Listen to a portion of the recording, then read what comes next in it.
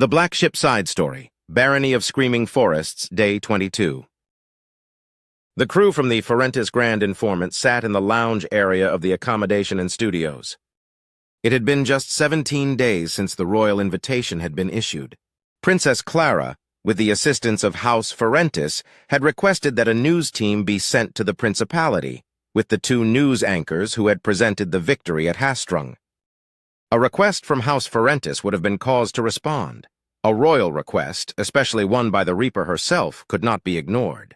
Joel Sofer and Zelina Berestein had been asked whether they would accept a minimum of a year's posting to Hago, and both had accepted. This was not the sort of request that a minor news anchor said no to. In just 3 days, not only had the Forentis Grand Informant assembled a team and their equipment, but the shipyards of House Forentis had converted a large cargo barge into living accommodation, complete with a studio, an editing suite, and a full communications setup. Leading the team was the news director, Baronetess Elissa Marshall, but everyone else had been chosen from the many commoners at the Forentis Grand Informant. They had been informed of the current situation in Hago and of the desire for a news company to cover events for the inhabitants of Hago, House Forentis, and beyond. There were undoubtedly risks, but there were also potential opportunities, and as Zelina had said to Joel, when a princess asks for you by name, you would be a fool to say no. In the 2 weeks of travel from the Forentis shipyard attached to the Forentis transport vessel Golden Harvest, the technicians had installed the servers, wired up the editing suites, set up lighting within the onboard studio, and prepared hundreds of other little things. They had bought 3 times the number of spares with them compared to normal outside broadcast suites, and this included the crew, sound and lighting technicians, camera crews, even a couple of makeup artists, because it was important to look your best in a broadcast. On the final day, as they made their way across the Hastrung system towards Hago, they received an unexpected message. Their first interviews were to be with Princess Clara Astor, General Tornell Swallowtail, and Baron Wyatt Staples. Her Royal Highness would come to them, whilst the Baron and the General would be interviewed on the surface of Hago itself. They were given a long list of things not to ask about, mainly not to ask anything that could be considered a military secret, and also to avoid talking about individual families. Beyond that, they were told to prepare and submit a list of questions for each person. As they finally arrived in orbit at Hago, they saw an awesome sight. They were locked onto a standard repair station. However, it was currently under repair itself. In the adjacent dock was a huge Drazen warship, whilst, close enough to see with the naked eye, was the vast Drazen cattle ship. This vessel dwarfed the warship dock and their own vessel. They looked on in awe. Early morning of day 22, Clara's quarters, Nornavio. Cynthia was brushing out Clara's hair. As Clara read through the questions one final time, she could tell whoever had put the list of questions together had been trying really carefully not to offend, perhaps she thought. It would have been better to have placed no restrictions on the questions in advance and simply struck off any she was not willing to answer. Sighing, she connected to the ship's AI, requesting the location of Wyatt. The reply that came back said, "Lieutenant Commodore Staples is in the composter's briefing room." Connecting to Wyatt, Clara asked, "Have you selected pilots for today's press briefing?" Wyatt smiled as he replied, "Yes, Clara. I've given you Raquel again, with instructions not to do anything that will make Cynthia nervous." Clara laughed, and Wyatt carried on. "I will be taking the volunteers down to the surface shortly. Leopold will give me a hand. Then when he's done, he will take the news crew down to the surface, first to Newtown, then to the General when they are done." Clara replied, "Tell the lieutenant I will see her in the hangar in 10 minutes. Then she disconnected. The shuttle journey to the new Forentis Grand Informant studio took less than 15 minutes, including the time spent entering the very small hangar bay, which was barely large enough for a single shuttle. Clara spent the entire time going over the questions and answers on her datapad and didn't say a word the whole time. When they arrived, Princess Clara was invited to the makeup room. Cynthia accompanied her, whilst the 2 Royal Marines Raquel had carried in the main area of the shuttle proceeded to check out the studios. Raquel was invited to wait in a pleasant lounge area that the studio called the Green Room, though she had no idea why. The only green thing it contained was a plant in one corner of the room. However, the seating was comfortable, and there were free refreshments. So she sat and waited. Meanwhile, Princess Clara Astor was being prepared for her interview, sitting in a chair in a room labeled Makeup. A very nervous young woman stood behind her, looking at the brightly lit mirror. Clara was fairly certain that the presence of the armed and armored Lady Cynthia Winfield was probably not helping. Finally, after what felt like forever but was in reality less than 5 minutes, Clara said, "Do you intend to murder me?" The young woman shook her head violently from side to side and stuttered, "No, Your Royal Highness," all the while looking at the armored Lady Cynthia in the mirror. Clara nodded, then said, "Well, if you don't intend to try and harm me, you are quite safe.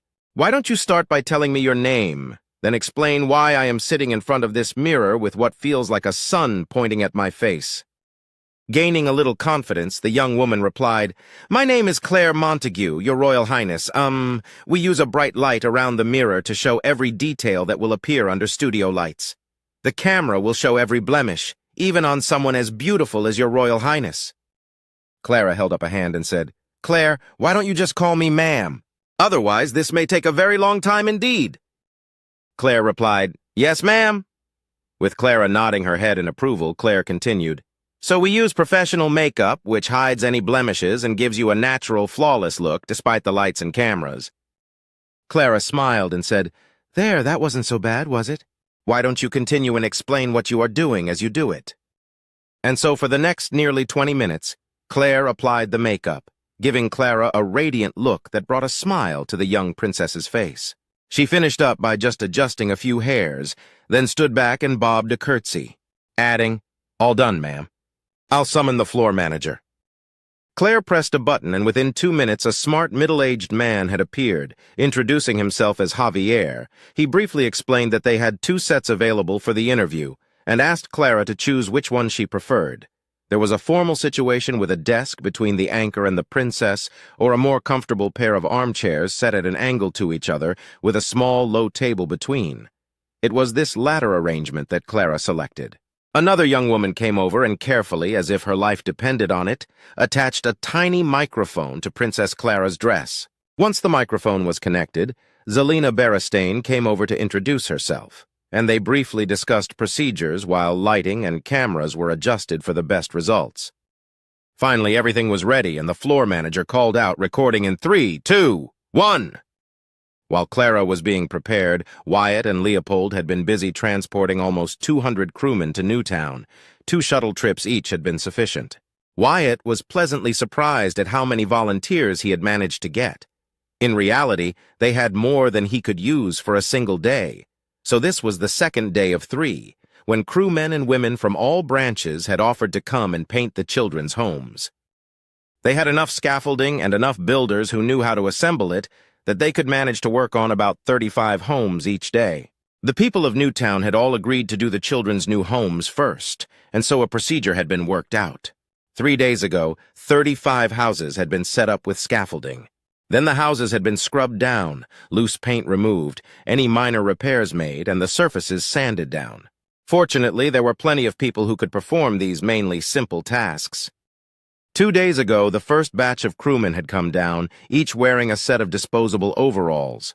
From 8 in the morning until 3 in the afternoon, they had applied paint to the houses that had been prepared. Then they went to the beach where they were given beer, a barbecue, and ice cream, which apparently went well. At least Wyatt thought to himself, no one got drunk and got themselves in trouble. While the crew partied, the builders had moved the scaffolding to the next 35 homes. It was easier this time, as all of the children's houses were the same basic design in either left or right-handed versions. The scaffolding went faster. Yesterday had been another preparation day, and today more crew were coming to paint and then party. And then, of course, there were the press. Wyatt felt very uncomfortable about the whole being interviewed idea. He was terrified that he might say something to get his friends into trouble, or worse, say something that might get Clara's incoming fleet into trouble. The questions that had been forwarded to him seemed innocent enough, and he knew he could always give an, "I'm sorry, I can't answer that," reply. But there had to be a better way. Rachel had got him into this. Maybe, he thought, she could help get him out of it. He hurried to her office in the town hall, grateful to find she was sitting behind her desk. She looked up as he entered the office, saying, "Can I help you, Wyatt?" Wyatt's reply, "I hope so," caught her attention, and for the next 10 minutes, he explained the situation. Finally, Rachel looked up and asked, "How many people did the Forentis Grand Informant actually send in total?" A small glint now in her eyes. Wyatt had no idea, but a quick message to Raquel, who was still sitting in the green room, soon got a reply. 42. Rachel smiled, then simply said, "Come with me." Back on the Forentis Grand Informant barge, the interview with Clara was coming to an end, and Zelina gave a polite, "Thank you, Your Royal Highness, for taking time out from your busy schedule to grant us this interview." Clara gave her best and brightest smile, saying, "Not at all, Zelina. The people of the Principality have a right to be kept informed of threats to their safety. House Astor will always put aside less pressing matters to come to the aid of those in mortal danger. It was nice to be able to let the people know how we are keeping them safe." Once the microphone was unhooked and Clara had met the rest of the staff, she was eager to leave, but then Raquel passed her a datapad with a message from Wyatt. Reading it, she turned around, spying the news director, Baronetess Alyssa Marshall. She addressed her, saying, "Baronetess Alyssa, Baron Staples has a suggestion. Rather than give a formal interview, he suggests that you all join him for lunch on Hago, after which he will be more than happy to show you around Newtown and let your viewers see some of the things their generosity has paid for." Alyssa Marshall was surprised. She had never expected such an invitation, but she instantly saw the possibilities of such a situation and eagerly accepted, only then asking, "But how will we all get down there?" Princess Clara, still smiling, said, "Baron Staples is sending 2 of his knights and some additional staff with a shuttle to collect you, but that means that I must leave you, as there is only room in your hangar for a single shuttle." With that announcement, she boarded her shuttle with Cynthia and the Royal Marines, and Raquel started to take them back to the Noir Navio. On their way, she had Raquel call Wyatt up on the radio. When he came on the channel, she asked, "Just what do you think you are doing, Baron Staples?" Wyatt's reply caused her to burst out laughing as he said, "According to Lady Rachel, I am taking advantage of a massive amount of free advertising. She says she has a way of improving on the souvenir thing, which she is just about to explain to me." Just over 20 minutes after Raquel had piloted her shuttle away from the news studio, Sir Leopold carefully entered the cramped space. Once inside, Sir Declan and his servants helped ensure that everybody and their equipment were carefully loaded on board before Sir Declan joined Leopold in the cockpit. As Declan closed the hatch, Leopold asked him, "So what's the boss up to, Declan? He hates publicity, so why invite the whole damn company to Newtown?"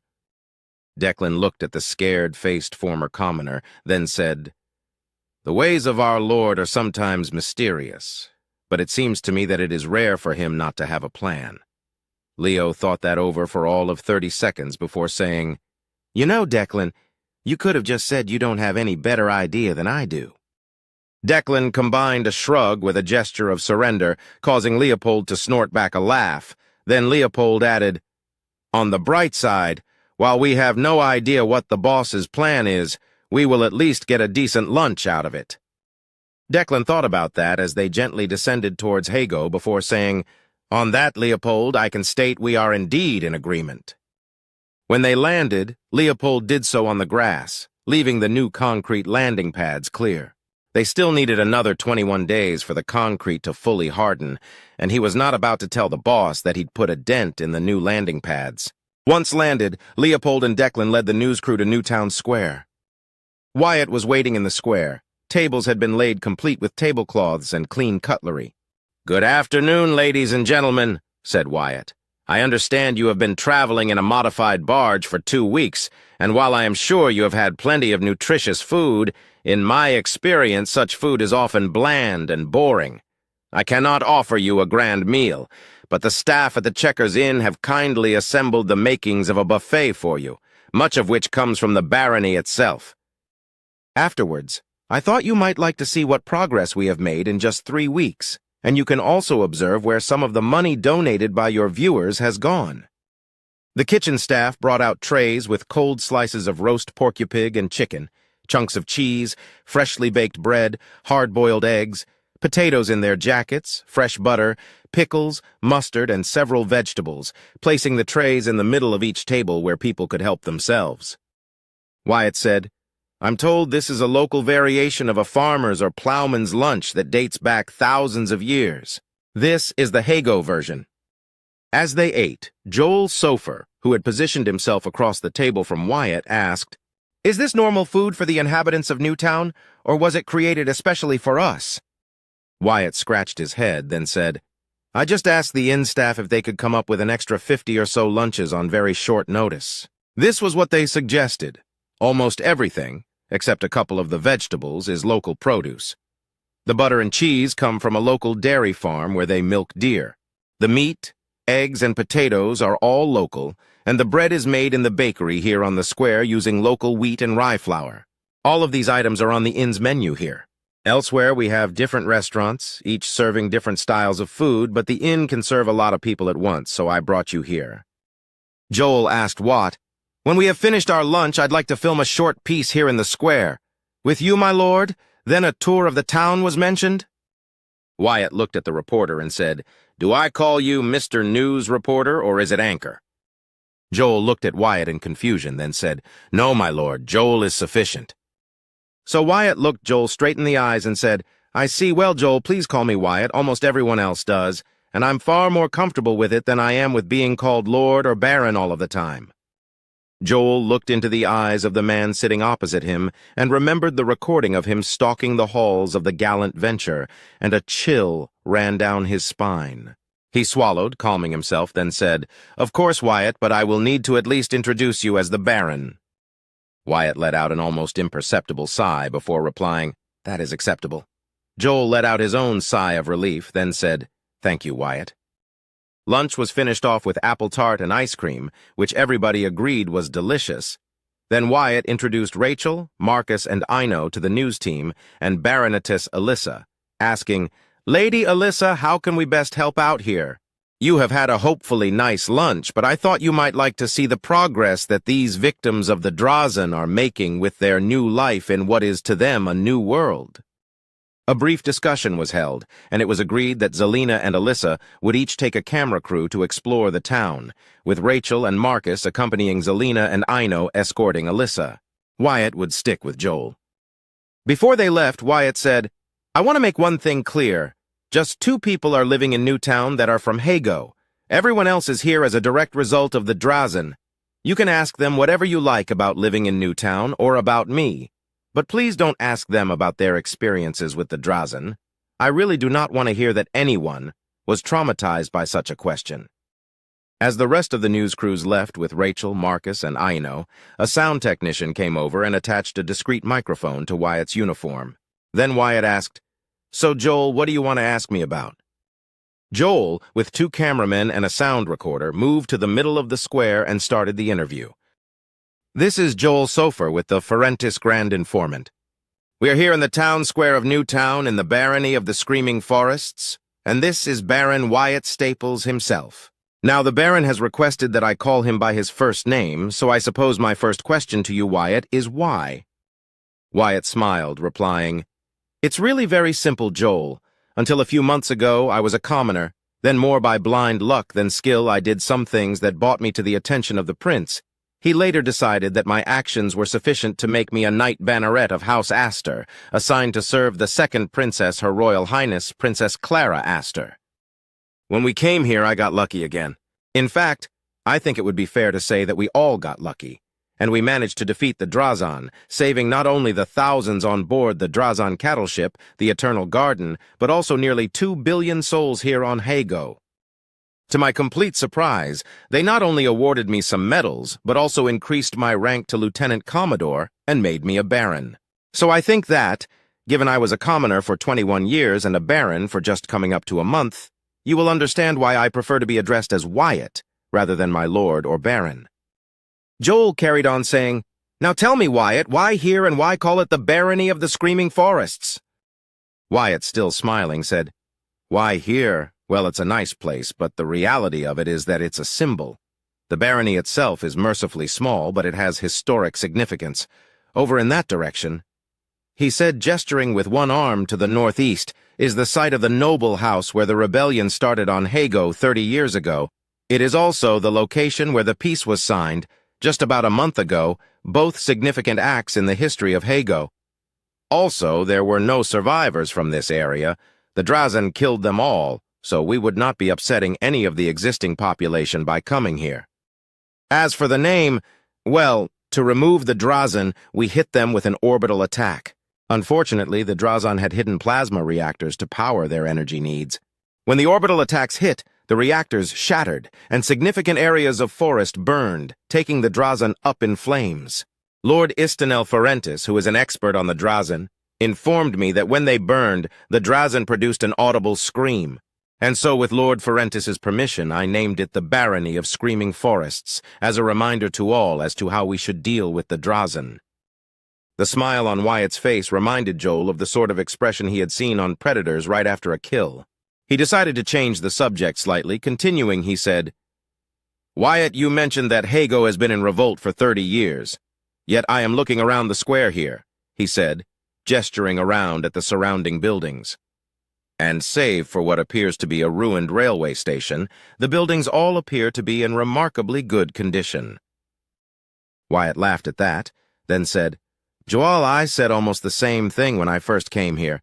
It turns out that the local forestry is mainly made up of a remarkably rot-resistant straight-growing variety, unique to Hago.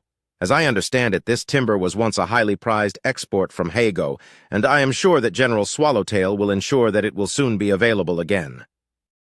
Joel noted the comment and asked, "But not from your barony?" Wyatt shook his head, then said, "I considered it at first, but then circumstances changed. It turns out that among the survivors of the Drazen, who make up the population of Newtown, there is a large number of craftsmen and artists, both human and Yikanti. As a result, we will not be exporting raw materials. Instead, we will soon be able to supply high-quality handmade pieces, some of which will be available to order, and others will be open to commission, though right now we have more urgent matters to attend to." Joel's mouth had hung open from the moment that Wyatt had mentioned Yikanti, and he only managed to come to his senses as Wyatt finished talking. This was certainly newsworthy, so he queried, "I'm sorry, Wyatt, but did you say you had Yikanti artists?" Wyatt, keen to give praise where he thought it was deserved, said, "Yes, Joel. Amongst the Yikanti held prisoner by the Drazen, there were a small group, just over 100 souls who did not wish to return to the hierarchy for various reasons, but who also felt they were unable to join Principality forces. They asked if it might be possible for them to live within the barony. After consulting with Her Royal Highness, Istanel Ferentis, and General Swallowtail, I agreed to accept them. They will live here with the same rights and responsibilities as the human population." Joel, normally an unflappable news anchor, was now saying, But they're aliens, worthless Xenos and enemies of the Principality." Wyatt glared at Joel, then replied, "No, they are neither worthless nor are they enemies of the Principality. The worst that could be said about them is that they are political refugees from the hierarchy. Mostly they are artists who just wanted to have the freedom to create art. There are also a dozen warriors, some former slaves and some farmers. They also have an architect and an engineer amongst them, both of who have already been incredibly helpful in the 2 weeks they have been here. Why don't I introduce you to them?" Joel stood stunned for almost a minute before yelling, "Cut!" and following Wyatt past the ruins of the station building and through the former rail yard beyond, the crew following on behind. While Wyatt was talking to Joel, Ino was showing Baronetess Alyssa Marshall some of the town. As they walked through the various areas, the camera crew took numerous shots of some of the more unusual buildings. Eventually, they ended up at the souvenir factory, with Ino explaining, "We are producing a small, relatively inexpensive souvenir that anyone, be they commoner or noble, can buy. A limited edition of 1 million. Each will cost just 20 credits, with 10 credits going directly to the barony. The rest goes to whoever transports them and sells them." Ino went into the building and came out with a single tray, showing it to Alyssa and letting the camera crew take several close-ups. Alyssa asked, "What is it made from? I don't recognize this ceramic substance on the top." Ino smiled. "Ah, that's genuine fragments from a Drazen exhaust nozzle. The wood is from one of the numerous burnt trees. As you can see, the top is etched with the date of the battle, Battle of Hastrung, Fandar 1st, 4156, whilst the bottom is etched for the benefit of the survivors of the Eternal Garden. You will note, each is numbered, in this case, number 321,428 of 1 million. When they had finished taking pictures, he took the tray back inside, returning with a box, passing it to Alyssa, saying, "The Baron had these made specially for your team.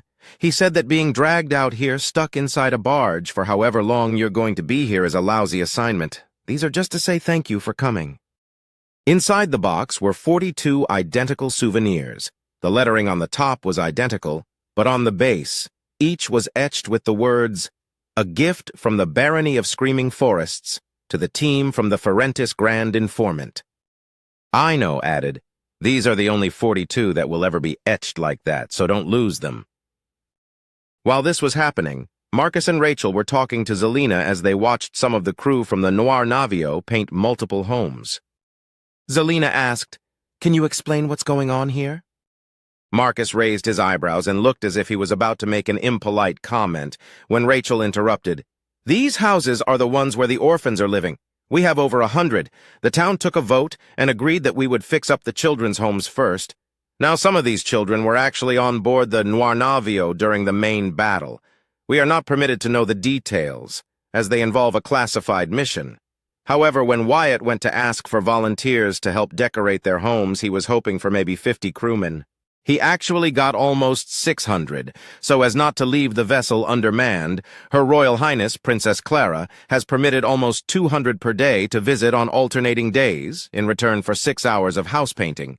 The teams get a few hours on the beach at the end of the day, some beers and a barbecue. By the end of today, 2/3 of the children's houses will be painted."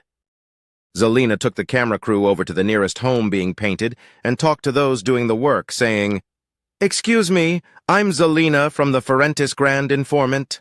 Could you give us a few minutes to let everyone know why you're doing this work?" 3 of the crew, 2 men and a woman, put down the paintbrushes and turned to talk to her. The first, a younger man, said, "They're just kids. I've got a younger sister at home.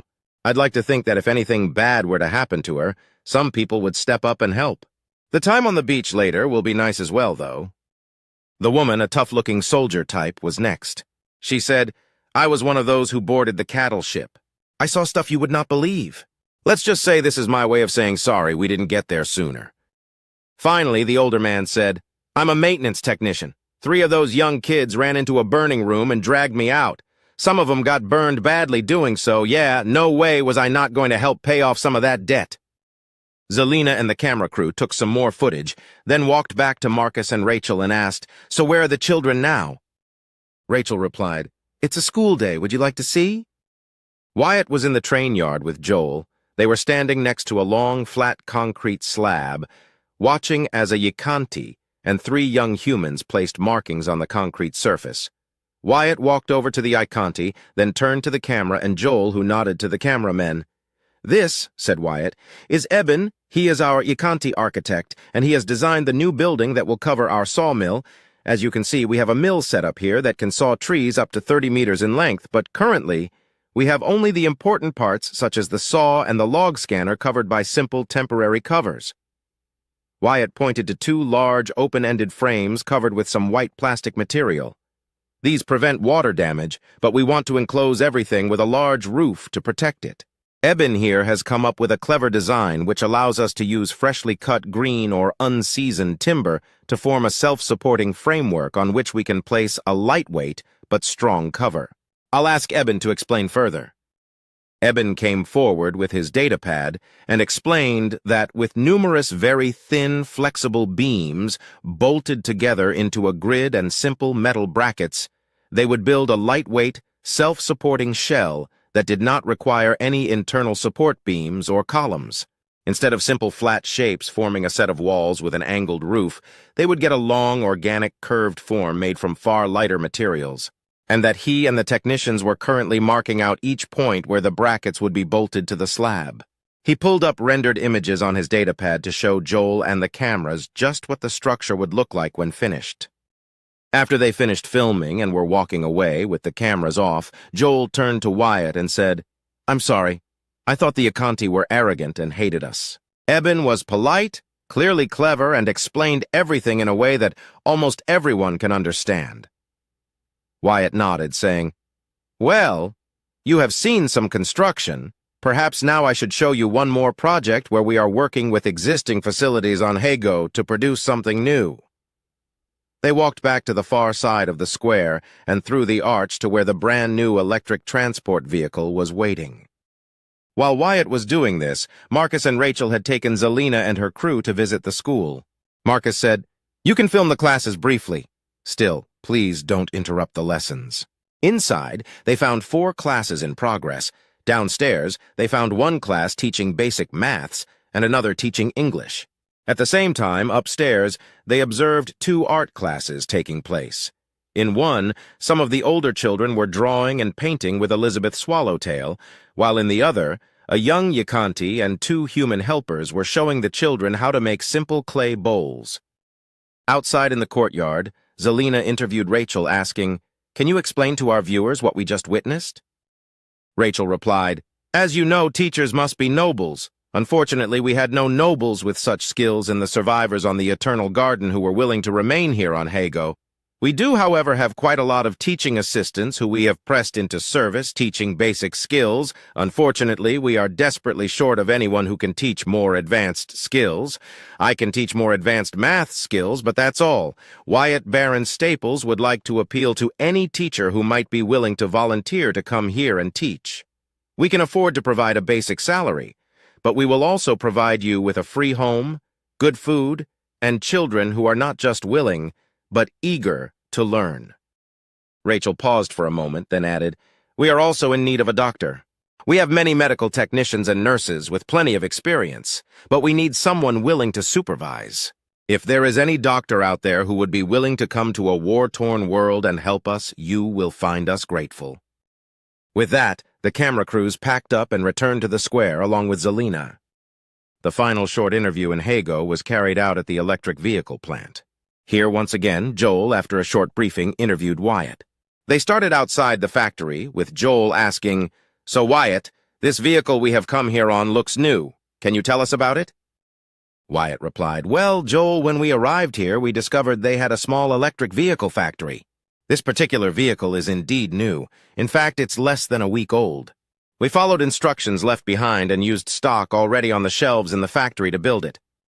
Joel responded, "I see, but is this all you will be building?" Wyatt answered, "No, Joel. While we will continue to build these electric vehicles, which are highly practical but have limited range, we are working on something new. Please follow me." Wyatt led them to another building and opened the door. Inside, a large 8-wheeled vehicle stood in an unfinished state. Wyatt went on, "Here is a new project. We have taken the chassis of an existing armored vehicle and turned it into a civilian all-terrain vehicle. This particular one will be destined for our foresters, and as you can see, has not yet received its final paint job, just its red primer. Nor has it had all the fittings added. We hope that there might be interest in it for the civilian market. It's a tough go-anywhere design with 8-wheel steering, which means it can actually turn around in just over its own length, making it ideal as a support vehicle, or an all-terrain ambulance. Or perhaps there are some nobles who might like it fitted out in luxury materials for taking on a hunt. Once we have finished development, we will make it available for general sale. This is a potential collaboration with General Swallowtail, taking the chassis of a military vehicle produced here and giving it a civilian use." The camera crew finished recording and returned to the square, where Wyatt asked if there was anything else they needed. The news director, Baronetess Alyssa Marshall, said, "Thank you, Wyatt. It has been most informative, but I was wondering, would you be willing to allow us to return, perhaps regularly, so we could film progress? As you are aware, we got many donations from the brief coverage we gave to the story before. I think we could do a series showing the reconstruction of Hago, which might bring in a lot more support, both financial and actual.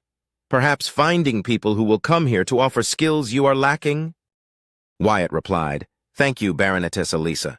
Would you allow me to contact you later today with my reply to that?"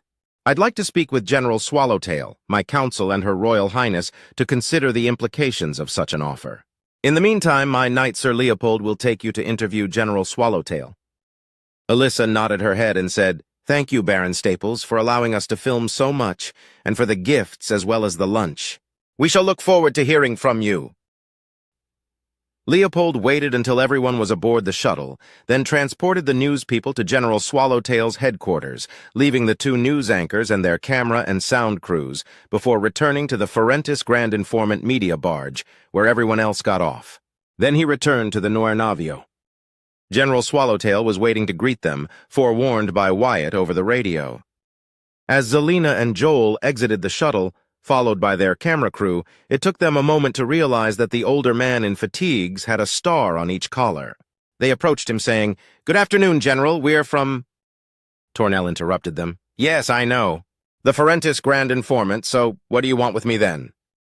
Joel answered, "Well, sir, we were hoping you might give us an interview, perhaps tell us of your situation, maybe even what your hopes are for the future. Baron Staples even mentioned needing certain people, such as a doctor and some teachers. Our story will be broadcast throughout Forentis territory. We hope that if it's regarded as interesting enough, it might be picked up by other networks in the Principality." Tornell pretended to consider, leaving them in silence for 2 full minutes. In reality, he had already agreed with Wyatt and Princess Clara that it was potentially a good idea, but he also knew, as a general, that letting the press get involved with the military could lead to problems. Finally, after the 2 minutes were up, he said, "Very well. You can have your interview, but I want to see it before it goes out, and I want to try and get it broadcast to Hygo. Most people probably don't have working screens anymore, but some will. This could help the population know what is happening." Zelina asked, "Do you have a datapad, sir? We could send you a copy in advance that way." Tornell smiled as he replied, "As it happens, I was recently gifted a very nice datapad by Baron Staples, so that will not be a problem. Now then, do you want to do the interview inside or outside? We probably have 2 more hours of daylight left." After looking at the sorry state of the interiors of the available buildings, the technician suggested that the best place for an interview would indeed be outside. And so General Tornell Swallowtail answered their questions. He explained that truthfully most people were tired of the great experiment, that having to deal with pirates for their off-world supplies had always resulted in their being worse off, how the indiscriminate murder of countless minor nobles and their bastards had made things even worse, because they had murdered teachers, doctors, engineers, and many others. And whilst they had managed to keep things running using mechanics and technicians and medics, that lack of skilled people had resulted in great suffering. He talked about the Drazen arrival, how they had shown up in force and started taking groups of people, completely emptying many isolated towns and villages, how the Navio had bombarded the Drazen bases from orbit, leaving only isolated concentrations and the occasional straggler on the surface of Hygo. In the 3 weeks since the treaty, they had hunted them down. They obliterated every concentration of Drazan they could find, admitting that there were likely still individuals or very small groups of Drazan still on the surface of Hygo, but stating they wouldn't stop until every last one of them had been removed. Finally, he talked about the deal that had been struck with House Forentis under guidance from House Astor, how that over the next 5 years he wanted to find the best and brightest people on the planet to become the new nobles. Not because they could lead, but because they wanted to do their best for the people, saying, "We had nobles that inherited their titles that were assigned here, and that didn't work. Then we overthrew them, but we just got a lot of people who claimed to want the people to be better off, but mostly just looked after themselves. That didn't work either. Perhaps we will be luckier this time around. All we can do is try." After they discussed the aid House Forentis was providing, Tornell remarked that, "Actually, whilst we are very grateful for the medical aid that arrived last week, it was Baron Staples' actions that saved almost 100 critically injured troops, and thousands of less seriously injured were helped by the medical technicians and nurses he sent to the surface." At the end of the interview, they talked about rebuilding Hygo and making it a better place, what they needed to do to achieve that, and what viewers could do to help if they wanted to. Tornell explained that aid from House Forentis would be incredibly helpful. Still, It would only really help with the big projects, and Baron Staples had suggested that, rather than just giving out donations to the most in need, they would split the money, with half going to pay for critical projects. The other half would fund long-term projects and businesses, with loans paid off over time and deposited into a pot to continue funding projects far into the future. When they finally finished the interview an hour after they had arrived, Tornell called Wyatt, who came to pick the news crew up and return them to orbit before he, too, returned to the Nor Navio, for dinner followed by some sleep. It had been a long day, and he realized there was still much to do before the ship had to leave.